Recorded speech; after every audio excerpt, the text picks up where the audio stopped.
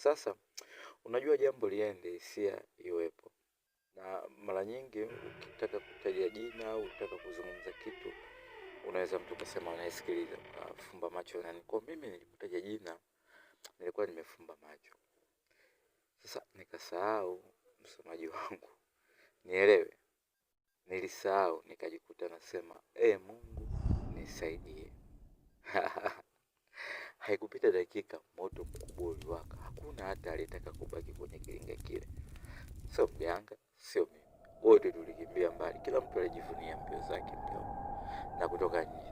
Na hata kama kuna mtu angekuwa amekaa nje, angecheka sana kwa jinsi ambavyo tulivyotokea. Najua tukitokea kwa ghafla. Mimi binafsi jasho lilikuwa linanitoka. Mganga naye alikuwa kikohoa sana.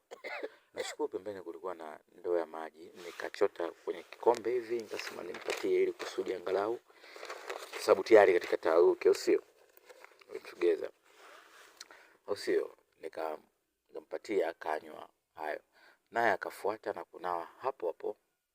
Ndio nikajua kwamba hapo na mimi ndio nikapata taarifa, kumbe maji ni dawa. Kama Mungu anataka uponye kupitia maji tu, inawezekana. Basi hali ya mganga ilikuwa sawa kwa muda huo. Mie sikuwa tena na hamu, maana uoga ulinijaa kwamba je,